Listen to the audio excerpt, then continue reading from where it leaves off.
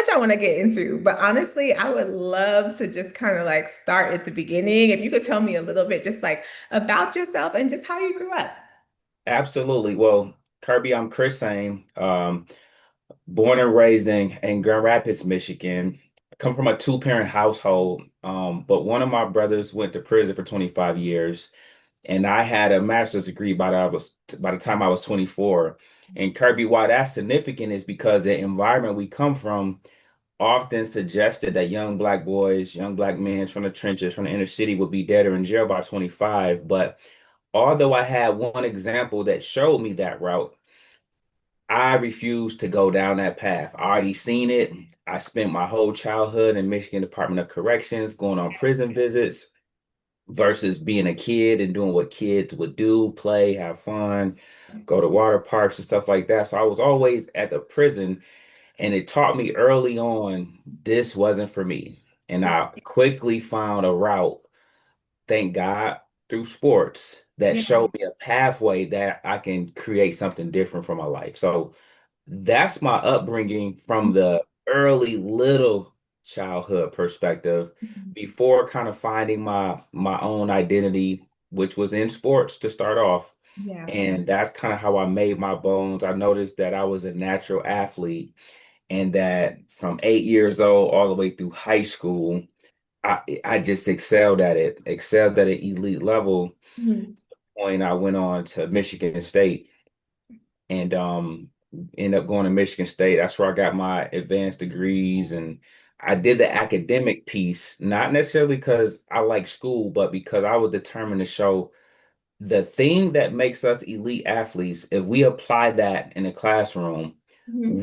we can flourish in the academic setting as well. And so it was more about proving that point and showing that you can be a well-versed young man athlete but also have the intelligence of a scholar.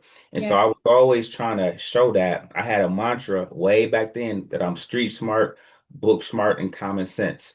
And so, Kirby, I've been able to dominate corporate America, C-suite, the trenches, communities of diverse background. It don't matter whatever setting I'm in.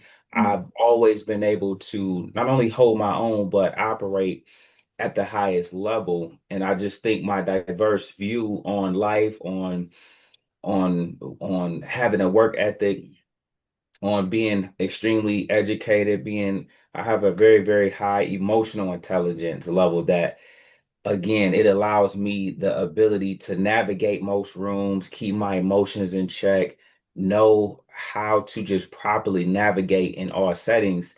And although I'm young, I've been able to do a lot of things that's people that twice my senior haven't done, whether it's my wealth that I've accumulated or achievements, accomplishments. And I credit that to the level of emotional maturity that I have because of, again, I come from the trenches, but Mhm. I'm extremely educated. And so I blend the worlds Okay. in a manner that's unique. I get okay, that makes sense because that was actually what I was going to ask you. Like, I feel like so many people desire to have that skill of adaptability to be able to go in different rooms and talk. Like, no matter where I'm at, I can, set the tone. I feel like Yep. that's what a lot of people are searching for. So, you think that that skill was just something that developed naturally, or is it something you kind of had to like learn? I think it was a little bit of both, but I think it was in me naturally. But I Yeah. think because Kirby, I'm naturally an introvert. So I'm naturally a person that's observant. Okay. I'm naturally thoughtful. I'm naturally tactful in my speech. Mhm. I naturally say profound things. I naturally can move a crowd when I speak because it's like, ooh, I ain't never heard nobody kick it like that, or I haven't never heard this perspective, but it's because I'm always in deep thought. I Mhm. don't feel the need to have to hear myself talk. I can go in rooms, sit back and observe, and then in an instance know how I need to navigate if I want to ascend to the top. And so I think it's natural, I think it's innate, but I think it's also the ability to adapt and be aware and then adjust and apply what I'm seeing to kind of magnify it. That makes sense because sometimes people like immediately have to speak up or be the loudest one in the room, and sometimes it's better to I get that to kind of see what's going on and then make your move. That makes sense. That makes sense. Okay, so that it's funny hearing you say you're an introvert. I'm like, now I need to know. This will be late in the conversation, but I'm curious, like, did you do a lot of research with like YouTube and content? Because you seem so natural in front of the camera. It's interesting hearing you say you're an introvert. Like, tell me about Kirby, what that journey was. Kirby, to this day, your boy, man, it takes a lot for me to record. Let me tell you my YouTube story. It speaks to my introvert story, but it's about YouTube. So listen to this, Kirby. Kirby, I started YouTube with 0 subscribers. I'm I'm quiet, but I'm not shy. So if spoken to, I got a deep bag. I can talk on a lot of levels. I can talk again on an intellectual level, on a cool level, casual level. But Kirby, I was one, not only didn't like my voice on camera, but I had to get comfortable on camera. So when I started YouTube, I was only going to make 10 videos. Okay, And wow. the videos were intended to help me overcome my fear of like just talking to a camera, but ain't nobody in the room, figuring out my voice, figuring out my body language and how I wanted to present. Yeah. And I had 0 subscribers. And by the time I got to video 10, I was better at video 10 than I was at video one, but I still wasn't good. Okay. But something told me to like, man, I said, I'm gonna do 25 videos. So I did 15 more videos. And Kirby, by the time I hit video 25, I had 1,000 subscribers. Oh, 20. And I had the watch hours to kind of begin to be like, okay, I got a little audience. Yeah, I yeah, got a that's little audience. So even if I'm feeling uncomfortable, even if I'm feeling insecure, these yeah. people showing up for me every single day, and they're eating up the little bit of what I'm giving. And so I was overly serving those hundred or thousands or so people because the follower base at that time wasn't large. So I can answer every question, I can answer every comment, I Mhm. can be very personable, and Yeah. people love like to feel like they know the person that they're following, or that they are responsive, or they are accessible. And so I was able to pull that off early on, which ultimately catapulted my growth on social media, YouTube specifically. That's my main platform, into where it is today. So being an introvert was how that all got started. Got it. Wow. And that makes sense because I'm like, when you actually can talk to the people you're following and like get that it feels different. Like you said, it feels more like a They real. they Kirby, they love it. They looking like coach. They call me coach online. They look, coach, coach, hit me up. Man, coach, you so real, bro. I ain't think you was gonna write me back. So they were taking it like that. And it was kind of separating me from other bigger content creators that they felt like were distant. And Yeah. so I was winning because I'm looking like, no, I just only got 1,000 of y'all. It's kind of still easy to reach y'all at this level. You know what I'm saying? And so, but it took me very far because it is how they talked about me on other platforms. Oh man, he the realest in the game. He transparent. He the truth. He hits you back. I am still one of the only few people that's at my level that do coaching calls. So like I talk to them every day. They keep me with a post of what's going on in the world, what's going on in the stock market, what's going on just on Main Street in their everyday lives. And so I have some unfair advantages with just how I am in terms of my accessibility to the people, that it helps keeps me above the fray in terms of knowing what's going on and knowing what's relevant at the time. Yeah, yeah. And I think, I mean, let's just be real too. The fact that you were also like, look at what I've done, look what I've accomplished, I've retired, all these different things are like, we Yeah. like to see, it's different when you get coached by somebody that you're like, okay, they actually did it. There's something Fact, like fact. so that's powerful. So I want to talk about that starting period. Like, how did you build the discipline to really talk to me about when, it was a different time, how did you say like, okay, I'm gonna use this 9 to 5 salary and really be able to like save? Like, what was that process like? Talk to me about that discipline. Man, that discipline came early on. When I was at Michigan State, I was destined to always make sure that I was frugal with my money. So this started long ago. Mhm. And then what happened when I got in the workplace, when I got to corporate America, I ascended up the ladder relatively quickly. I was the youngest person in leadership up until I retired. But while I was on the job, Kirby, I was always like like me and my wife, we're competitive, but in a healthy way. So like we would do stuff like, let's see how much we can save for 6 months. Mm, Let's intentionally not take this trip, but see if we can double the trip money. So say the trip would have cost 3,500, the mm, plane ticket, the hotel. We would do little fun stuff as a couple, like, okay, we stayed at 3,500, we sitting at home, but let's see, can that 3,500 be 7,000 total yeah, I love in that. 6 months? And we was doing little things like that. So when I was at work, Mhm. she would pack my lunch. She would I cut my own hair. I wear these hats for my personal brand, but I keep a nice haircut and all of that stuff. And so I would cut my hair, Kirby. So I saved money at the barbershop. She would pack my lunch. So I saved money without going out to lunch with colleagues and coworkers. And Mhm. I just had this system and this level of discipline that you alluded to, Mhm. that what I learned, that when I got multimillionaire status, Mhm. those attributes served me extremely well, because I didn't have lifestyle creep. I didn't have keep up with the Joneses. I don't stunt. I don't flex. I don't do the stuff that you think somebody on my level of wealth and fortune would do, because I was already disciplined from when I was working. So these characteristics kind of follow me which I say is a blessing in disguise now looking back, because I don't promote lifestyle. I promote, like what you said. I promote what I actually done. Okay. I retired at 35. I Mhm. make 20 million a year. I do all of these things that I can vouch for Yeah. and say and show. And then to your point, the people like, man, I want to follow that. I want to be Yeah. under that leadership. I want to be Yeah. under that mentorship. And Yeah. so it's been able to take me far with the people, because you can't fake results. You can't fake energy, and you can't fake when you really come across somebody genuine and real. So true. People Very- feel it. Yeah. And over time, I always tell people I don't have a lot of visibility. Like my name might not be in everybody's mouth, but when the people meet me, I quickly ascend past whoever they thought was the go-to Mm, person, yeah. because Yeah. it's different when they meet me, especially in real life. My real life aura hits way different than online. And Mhm. so when you see it, you looking like, oh, he really the guy. He's really him. But these guys online got the marketing thing down pat. They got the aesthetic down pat. Mhm. But when it's in person, you see what they say is levels. And Yeah. so I've been able to have those things as hallmarks of what I do and who I've been from the get-go, because of how my discipline was structured early on.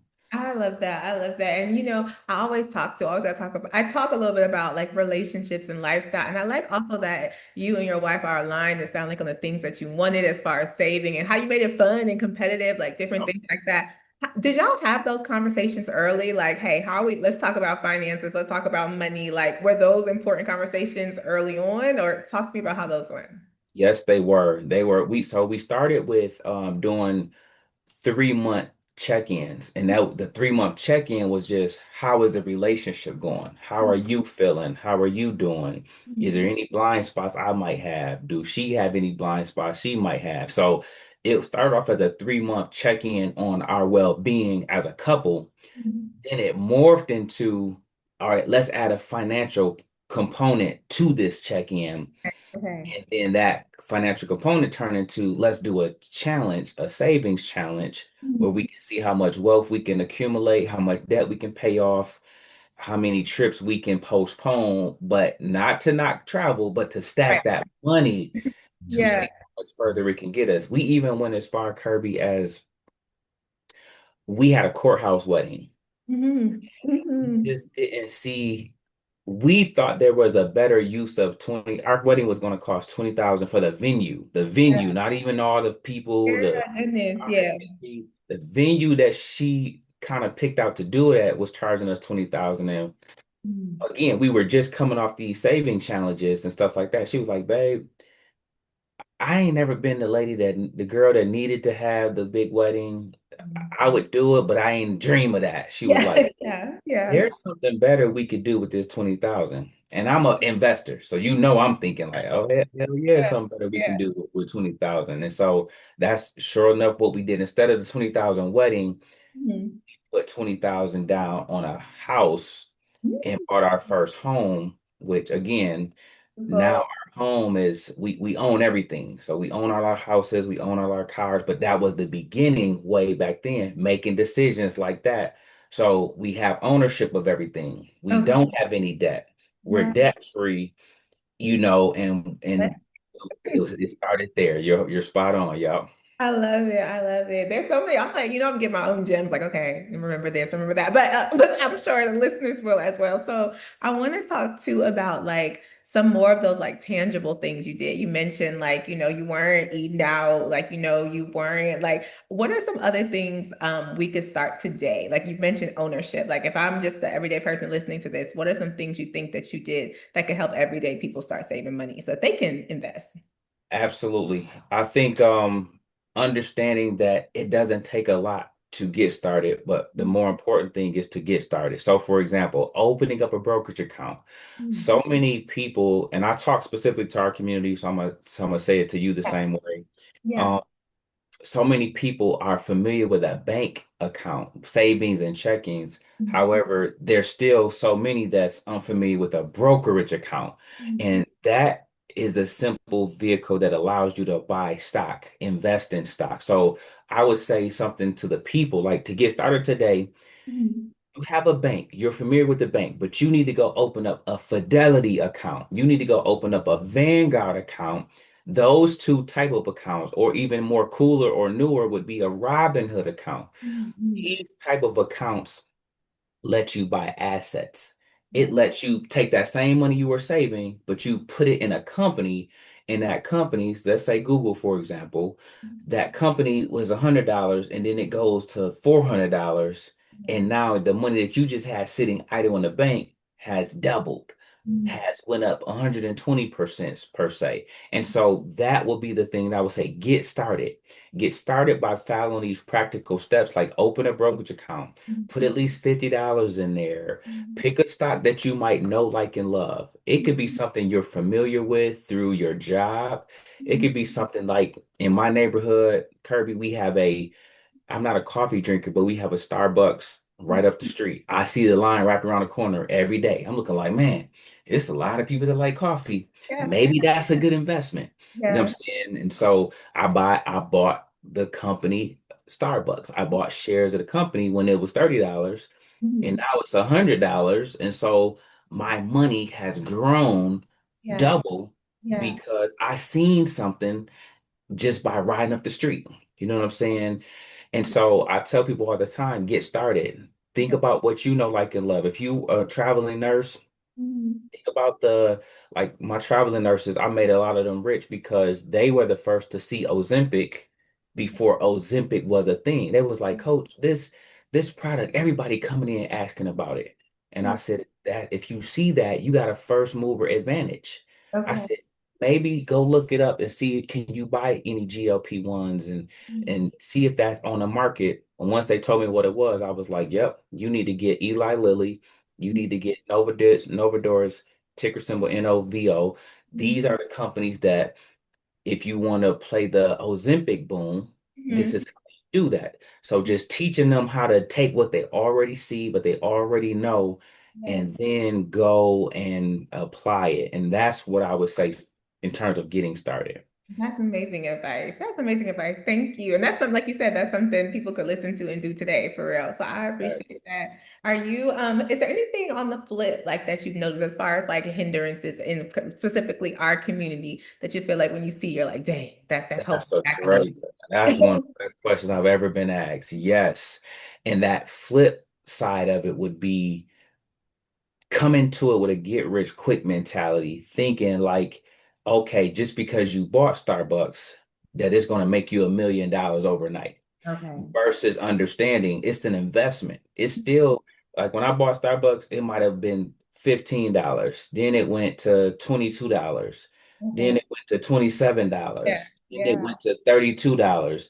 Now it's way in the hundreds, but it didn't happen. It's going to get there, but we need to know it takes time. And so people coming in looking for a silver bullet, looking for a get rich quick type of opportunity, sometimes they can taint the investing experience thinking their money was supposed to miraculously triple and quadruple when it don't work quite like that, and Yeah. having the wrong mindset about it coming in because they may have heard somebody else that did it, but they don't know when that person got in. They Yeah. don't know if that person just reporting on that moment. So, like, say, for example, last year, Kirby Bitcoin took off. Bitcoin went from $20,000 to 120,000. Mm-hmm. If you caught that run, you Yeah. can you can be jumping for joy. But Yeah. if you're the person that it was just sitting at 20,000 for 4 years, you could have been like, man, this crypto stuff ain't about nothing. This Yeah. ain't doing nothing.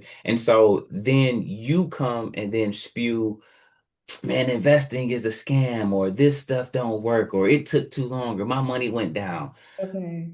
That Gotta play the long game. So that's what I would say. That's a great question. Okay, that was a great response. I'm like, okay, that makes sense. And I can see how somebody could have that mindset. You know what I mean? Are there Yep. any people like culturally that you're like, you look at and you're like, they're doing it right? Like I wish more people would pay attention to this person or like, because we see so much, unfortunately, the other way. You know what I mean? Like, dang, Yeah. she's spending money again, or or like, I don't think she should have did that. Are there anyone, I feel like it's usually quieter, but is there any like people in culture that you're like, I like the moves they've been making.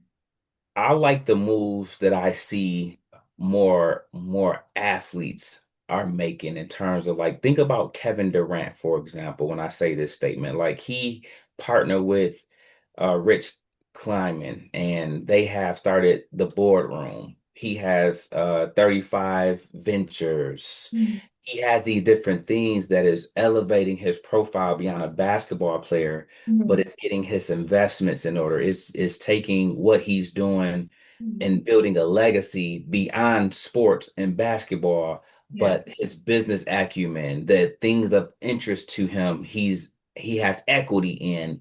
So I see individuals like that. Of course, LeBron James stands out to me just with his whole ecosystem, and the things he's invested in outside of the game of basketball.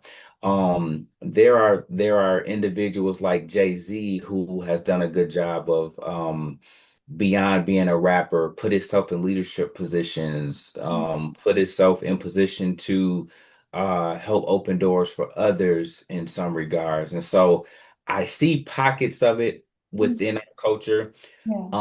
I don't see enough of it Okay. Yeah. where where there are household names doing it. You know what I'm saying? And so you'll still see stuff like a Floyd Mayweather on the other end. Mhm. You made $1 billion, but you have a lien from the IRS. And Mhm. it just simply says that you're not broke, but that you're illiquid. It means your assets are in those cars.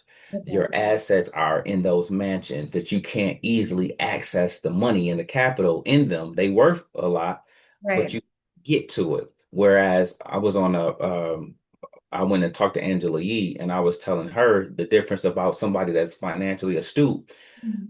I am liquid wealthy and I'm asset wealthy. So I have the cash readily available. Like, I can get the money on the spot, but I Right. also have that same amount or more in investments, in assets, in stocks, and Right. stuff that's appreciating in value. And that's the difference. And I don't always see people have both. I see people have one, like a Yeah. mansion, a car, a house, Mhm. but very few people have the liquid cash available to do the same things and live the same lifestyle. Got it. Okay. I love how I feel like these are like very broad things that you're making very easy to understand. So I appreciate that, first of all. That's interesting. I want to talk to a little bit about, you mentioned these different streams. Like you have obviously the one-on-one coaching, you have YouTube, we're of course going to get into your show at the stock exchange, all these different things. I also thought it was really interesting to hear how much of an angel investor you are. What was the first thing you ever invested in and why? A great question. The first thing I ever invested in might have been uh it came from me missing an investment. So I was supposed to invest in a drink called Poppy, Oh, okay. and I missed that drink and it ended up blowing up making billions. And so I end up investing in, I got several investments. So I end up investing in, I want to say, a sports company, like a TV company, like Okay. And so I end up investing in that. I end up investing Kirby in fan base. Oh, And so because one, I support Black tech. mhm. And so fan base is a social media platform similar to Instagram and everything else. And I'm looking like, man, but it's ran by us. Yeah. And if they were to ever get acquired by, say, Meta, Mhm. my investments may balloon 1,000%. Got it. Okay. You know what I'm saying? And so I was playing a long game. I was thinking strategically, and I was thinking, like, you know what, if this happens to be an acquisition, Mhm. there may be a chance for me to have a huge exit by this social media platform getting gobbled up by a major TikTok company or Meta or Snapchat or something like that. So that's what I was thinking about. Those were some of my first recent investments that come to mind outside of things like investing in myself, Right. outside of things like investing in my own business, Yeah. outside of things like that. Yeah, I do love that. You've mentioned so much about like the power of ownership from what you do personally to professionally. Like when like I said, I've heard you on different podcasts and I heard you talking about like, yeah, my content comes back to me. It's not on like all these other and I was like, wow, I feel like I don't hear a lot of people say that 'cause you just hear the same ways that people kind of engage with content. So I think that's really interesting. And I hope more, especially our community kind of does that. You know what I mean? Facts. I'm with you. Yeah, Facts. yeah, yeah. So let's talk about this new show. Okay, so talk to me about how you even got, because the first Black man at the New York Stock Exchange, powerful, hosting a show. So talk to me about how that process happened and what can viewers expect from it. To me, Kirby, it was a culmination, man. I think I had my secret sauce is consistency. So I showed up every day Yeah. on YouTube. That's my platform. So I showed up every day on YouTube. I really cultivated a cult-like following, an organic following. I don't do no ads. I don't do nothing. Everything is all organic. So this is how I got beloved around the world in real life because when you got real people, they show up and support you. And I think not only did corporate take notice, but Wall Street took notice. Mhm. And when deals were getting thrown around, like Netflix grabbed up Breakfast Club, Mhm. and people's like, man, why would the Breakfast Club go to Netflix? Well, in that same spirit, Wall Street came to me Mhm. and was like, man, you are the coldest on YouTube, especially for the Black community. And listen to this, Kirby. They wanted me in totality.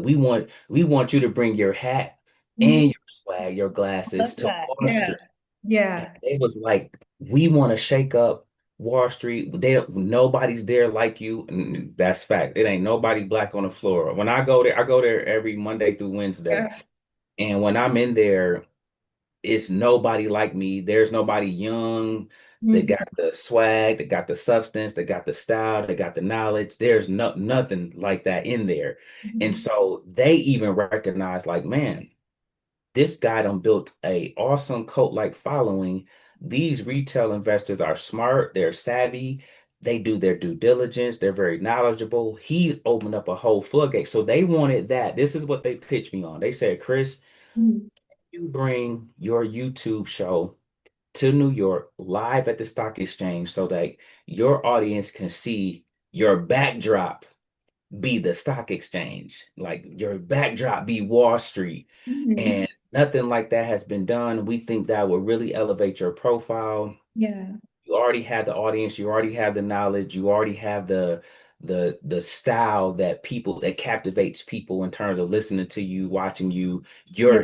Your where you record at will be the only thing that's different. That's kind of what they sold me on. And then they said they want to give me the autonomy. So I do have to interview their CEOs that they bring to me. So every week, Kirby, they select 5 CEOs, Mhm. and I interviewed them each for like 30 minutes. But then after that's over, I can interview like other influencers, other individuals that's in the finance space that's not part of Wall Street. So like Stephen A. Smith, he's in New York, I'm in New York. He Mhm. had the $100 million contract. Mhm. He's on my to-do list. Jalen Brown, Yeah. very conscious individual, superstar athlete. Something is always following and plaguing him for, you know what I'm saying, that he's a good story. And so I'm going to be bringing in more higher profile individuals that's not necessarily tied to Wall Street, but Mhm. that's a good balance from the people I do interview off of Wall Street that's in Okay. the stock market world, but that's also relevant in our culture. So I love that they were open to that idea, Mhm. me bringing my platform to their facilities. That's so exciting. I love that you said something like they told me to be me. I also love this, like, you're coming, you like you said, you Yeah. built it up on your own. So it's not like something you have to change. You can come in and be genuine. So I Yeah. came, listen to this. I came the first day I got there. Well, I was there already doing a podcast for something completely not related to them. Okay. So I was suited up because the guys I was with, we was like, man, let's get swag. Let's show them, let's take our fittest off and let's show them how we look in the suit. Mhm. So when Wall Street see me in person, Mhm. it was like, man, you look good. You look good. You're versatile. You Mhm. look good in all your looks. And Right. they was like, Chris, but when you come back, bring your hats and bring your glasses. They was like, the CEOs love that. You know what I'm saying? Yeah. Okay. Yes, love And it. I truly think they wanted me to make the CEOs look more cooler, look Okay. more they're relating and resonating with a younger audience. I think that's what they were getting at. Yeah. Um, so like I said, they obviously found me like this. This is what I record in my regular video. So they know how I look and how I come, but they wanted me to bring that aura and that sauce to those CEOs that was coming through. So it worked out in a sense the I was loving that my authenticity Mhm. and my transparent nature resonated with them too. They wasn't asking me, can you take your glasses off? Yeah. Take your hat off? Like they no, like come with that. Man, you need us to go run the street and get you another. You need a New York, you need We a New want York you to hat. do. And they're like that about it. And they've been a pleasure to work with too. Just That's as amazing. That's amazing. I think that's so powerful on so many levels, like the story behind it, but also for people to see that. It's just, those type of things, representation, it matters. you're a hunt representation. And that's really why I did it. I don't need like I said on that podcast you seen, I got my own ecosystem, Kirby. Like my systems, I have 11 streams of income. My systems build so much wealth. So I didn't need Wall Street money. They pay me handsomely to be there, Yeah. but to the money didn't do it for me, Yeah. although it's cool. The Yeah. representation, to your point, that mattered. Me being somebody that the people can relate to. Like, man, he looked like me. Because all of those Jim Cramers, all of those natural figureheads are there. When I'm there. If you ever look behind me when I'm recording, all them big wigs is right there. We right behind each other. So Right. my post is right here, but right behind me, all of them, the people that's on CNBC every morning, they're right there. We can almost touch each other if we was to reach out. Yeah. And to your point, representation matter. I wanted my audience to say, hey guys, I'm gonna be on at 10 o'clock. I'll go on at 10 o'clock. So I'm Yeah. like, hey guys, at 10 o'clock, check out Coach. I'm gonna go on there. I might not shout y'all out personally, but I might do like this. Just know that's for y'all or Yeah, something I like love that. that. I So love they the know. personal side of it. That's Yeah, amazing. yeah. Okay, and I know we're getting close on time, so I gotta ask this. I always say this, so I gotta ask this. If there's a person watching right now and they're like, I see what he's doing. Like, I want to be like Coach. This is what I want to do. I want to be able to retire in my 30s. I want to be able to take care of my family. What advice would you give them today? I would tell them to be intentional about your life, Mhm. about your future, and the moves you actually make. Meaning, everything you do should be leading you closer towards your goal. So, for instance, I was an athlete that didn't make it. I fell short, whether through injury or whatever.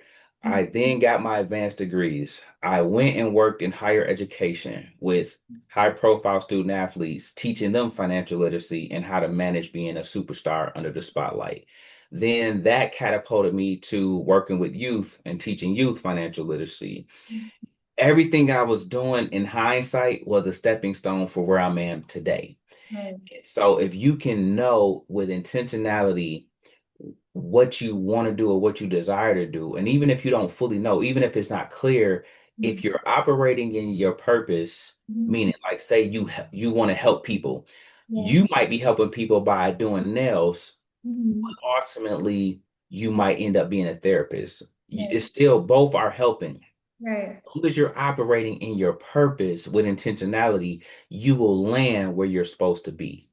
Mhm. And for me, I feel like I've landed exactly where I'm supposed to be for a time such as this. That's what I would say. I love that. Congratulations. So thank you so much. Like I can't wait for people to hear the interview and just really like get inspired from it. I love the story and like I said, what you represent. So I really appreciate your time. And I appreciate you for having, I thank you for doing this too, man. Thank Appreciate thank you. you. You know. I was like, oh, I got on. I was like, oh, he already on. I'm like, oh my God. Yeah, Oh, I appreciate it. we set a standard of excellence, man, on I time, love it. I on love it. the Thank show, all of that. Yo. thank you. I appreciate your humility and everything. Like I said, I can't wait for people to connect with it. Yeah, so again, chrissain.com is where you can find me, or I'm Chris Sain on all social media platforms. I always say real name, no gimmick. So just Chris Sain, and you can find me anywhere.